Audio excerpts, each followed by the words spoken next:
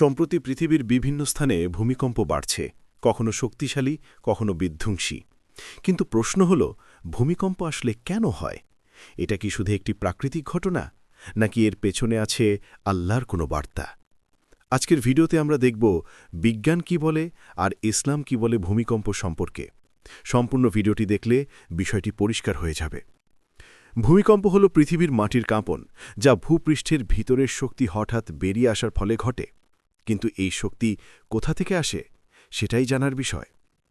বিজ্ঞানের দৃষ্টিতে ভূমিকম্প এর প্রথম কারণ টেকটনিক প্লেট। পৃথিবীর ভূপৃষ্ঠ বড় বড় প্লেটে বিভক্ত।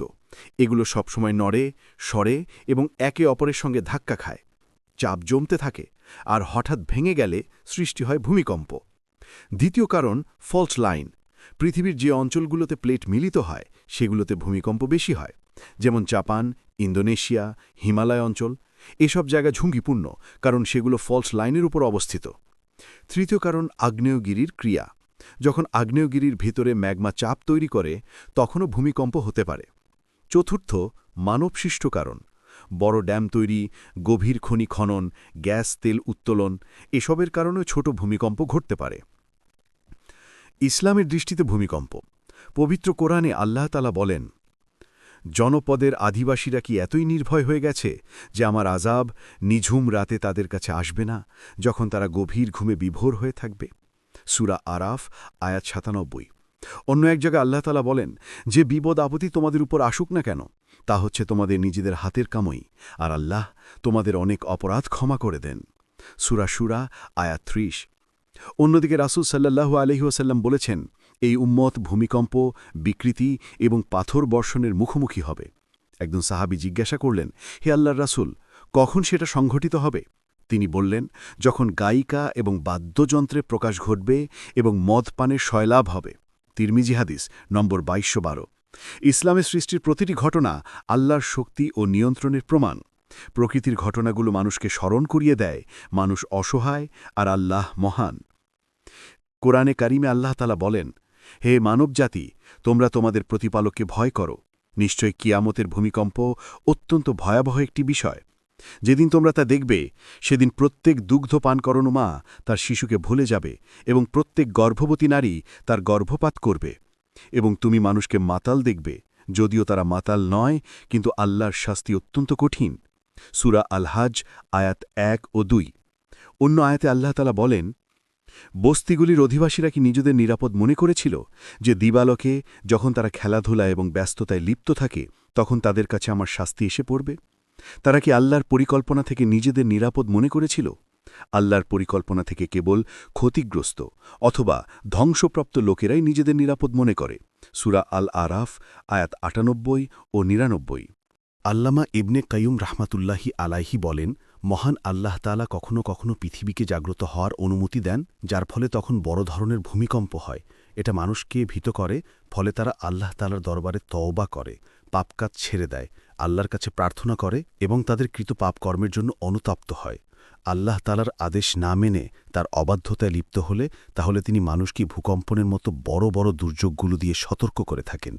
এক হাদিসে নবী সাল্লাল্লাহু আলাইহি ওয়াসাল্লাম বলেন, যখন অবৈধ উপায়ে সম্পদ অর্জিত হবে, কাউকে বিশ্বাস করে সম্পদ আমানত রাখা হবে, কিন্তু তার খেয়ানত করা হবে, জাকাতকে দেখা হবে জরিমানা হিসেবে, ধর্মীয় শিক্ষা ছাড়া বিদ্যা অর্জন করা হবে, পুরুষ তার স্ত্রীর আনুগত্য করবে কিন্তু মায়ের সাথে বিরূপ আচরণ করবে, বন্ধুকে কাছে টেনে নিয়ে পিতে গিয়ে দূরে সরিয়ে দিবে, মসজিদে উচ্চস্বরে শোরগোল হবে।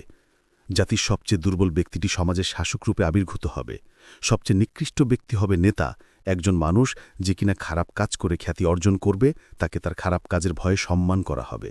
বাদ্যযন্ত্র এবং নারী শিল্পীর ব্যাপক প্রচলন হবে, মদ পান করা হবে, লোকজন তাদের পূর্ববর্তী মানুষদেরকে অভিশাপ দেবে, এমন সময় তীব্র বাতাস প্রবাহিত হবে এবং এমন একটি ভূমিকম্প হবে যা সেই ভূমিকে তলিয়ে দেবে। কিন্তু সবচেয়ে গুরুত্বপূর্ণ বিষয়, ইসলাম কখনো বলে না অমুক শহর পাপী ছিল তাই শাস্তি পেল। কারণ মানুষ বিচারক নয়, বিচারক একমাত্র আল্লাহ তাআলা। হাদিসে আছে, দুর্যোগে ধৈর্য ধারণকারী পুরস্কৃত হয়। মুমিন মারা গেলে শহীদ সওয়াব পেতে পারে, আর বিপদগ্রস্তদের সাহায্য করা মহান ইবাদত। অর্থাৎ ইসলাম ভয় নয়, সহমর্মিতা শেখায়। তাহলে কি বিজ্ঞান আর ইসলাম একে অপরের বিপরীত? না। বিজ্ঞান বলে প্লেট সরে, চাপ জমে, শক্তি বের হয়। ইসলাম বলে এই ঘটনার পেছনে আছে উদ্দেশ্য, শিক্ষা, স্মরণ। বিজ্ঞান ব্যাখ্যা করে নিয়ম, ইসলাম ব্যাখ্যা করে অর্থ। একটিতে তথ্য, অন্যটিতে বোধ। দুটি মিলেই বাস্তবতা পূর্ণ হয়। পৃথিবী শক্ত নয় আমরা ভেবেছিলাম বলে শক্ত। জীবন দীর্ঘ নয় আমরা ধরে নিয়েছিলাম বলে দীর্ঘ। প্রকৃতি নিয়ন্ত্রণে নয় আমরা ভ্রম করেছিলাম বলে নিয়ন্ত্রণে। ভূমিকম্প শুধু মাটির কাঁপন নয়, এটা মানুষের কাঁপনও। এটা মনে করিয়ে দেয় মানুষ ক্ষুদ্র, আল্লাহ মহান। পৃথিবী পরিবর্তনশীল, দুনিয়া সাময়িক। এই হাদিস এবং কোরআনের আয়াতগুলো এখন আমাদের বর্তমান জামানার সাথে পুরোপুরি মিলে যাচ্ছে। অতএব বেশি সময় নেই, কিয়ামত অতি সন্নিকটে, আমাদের হায়াত খুবই অল্প। যদি আমরা ভাবি আমরা ৬০-৭০ বছর হায়াত পাব, শেষ বয়সে এসে তওবা করে আমরা আল্লাহর ইবাদত বন্দিগি করব, সেই সুযোগ আমাদের নাও হতে পারে। সুতরাং আজই তাওবা করে আমরা আল্লাহর পথে ফিরে যাই। আল্লাহ আমাদের সবাইকে তাওবা করে পরিপূর্ণ দিন মেনে চলার তৌফিক দান করুন। আমিন। যদি এই গল্পময় ব্যাখ্যা আপনার ভালো লেগে থাকে তাহলে লাইক ও শেয়ার করুন, আর চ্যানেলটি সাবস্ক্রাইব করুন পরবর্তী গল্পভিত্তিক জ্ঞানগর্ভ ভিডিওর জন্য। আবার দেখা হবে এক নতুন প্রশ্ন, এক নতুন অনুসন্ধান নিয়ে। আল্লাহ হাফেজ।